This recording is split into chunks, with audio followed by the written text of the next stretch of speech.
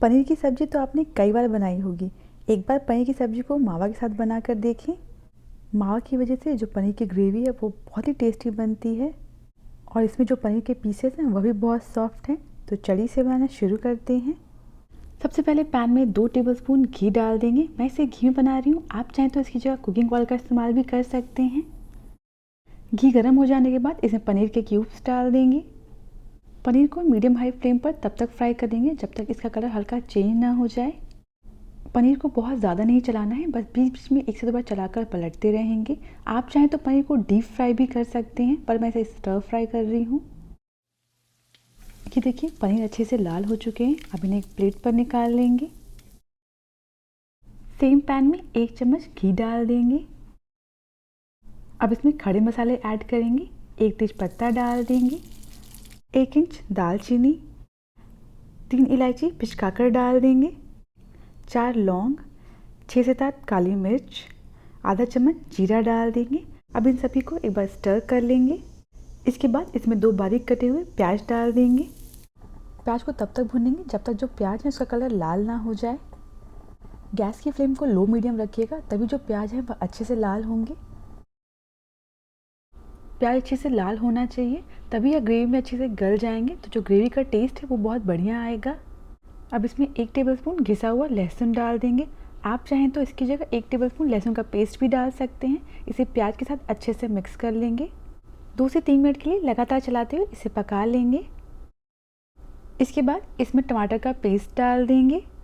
टमाटर के पेस्ट के लिए 3 टमाटर, 4 मिर्च और 1 इंच अदरक को साथ में पीस लेना है। आप चाहें तो 3 की जगह 2 टमाटर का इस्तेमाल भी कर सकते हैं। टमाटर को अच्छे से मिक्स कर लेंगे और टमाटर को तब तक पकाएंगे जब तक जो टमाटर है वह ड्राई ना हो जाए। इसे लगातार चलाने की ज़रूरत नहीं है, इसे बीच बीच में चलाकर चेक करते रहेंगे। टमाटर अच्छे से पक गए हैं। ये देखिए टमाटर ने ऑयल रिलीज़ करना स्टार्ट कर दिया है। इसमें जो हमने टमाटर का पेस्ट डाला था वह अच्छे से ड्राई हो चुका है। अब हम इसमें 1/3 कप मावा डाल देंगे, जिसे खोया या खोआ भी कहते हैं। मैंने इसे चॉप करके डाला है, आप चाहें तो घिसकर भी डाल सकते हैं। इस मावा को तब तक पकाएंगे जब तक ये अच्छे से गल ना जाए। इसे हल्का प्रेस करते हुए पकाएंगे, जिससे यह जल्दी मेल्ट हो जाएगा। अगर आप घिस कर डालेंगे तो यह और जल्दी मेल्ट हो जाएगा। मावा को मेल्ट होने में बहुत ज़्यादा समय नहीं लगता है, यह 3 से 4 मिनट में अच्छे से मेल्ट हो जाएगा। ये देखिए मावा अच्छे से मेल्ट हो चुका है। अब इसमें मसाले ऐड करेंगे। 1 चम्मच धनिया पाउडर, 1 चम्मच कश्मीरी लाल मिर्च पाउडर, स्वाद अनुसार नमक और आधा चम्मच गरम मसाला ऐड करेंगे। अब इन सारे मसालों को अच्छे से मिक्स कर लेंगे। सारे मसाले अच्छे से मिक्स करने के बाद अब इसमें पानी ऐड करेंगे।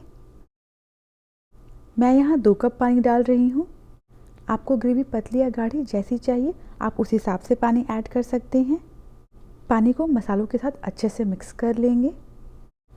मावा की वजह से यह जो ग्रेवी है वह बाद में थोड़ी गाढ़ी हो जाएगी। सारी चीज़ें अच्छे से मिक्स करने के बाद अब इसे 5 मिनट के लिए ढककर पकाएंगे। 5 मिनट बाद ढक्कन हटा देंगे। यह जो हमारा मसाला है वह काफ़ी हद तक अच्छे से पक गया है। इसे बार चला लेंगे। अब इसमें जो हमने पनीर फ्राई किया था वो डाल देंगे। पनीर को मसालों के साथ अच्छे से मिक्स कर लेंगे। पनीर को घी में भुनने की वजह से इसका टेस्ट बहुत बढ़िया लगता है और ग्रेवी में पकने के बाद यह सॉफ्ट भी रहेंगे। अब इसे ढककर 10 मिनट के लिए पका लेंगे।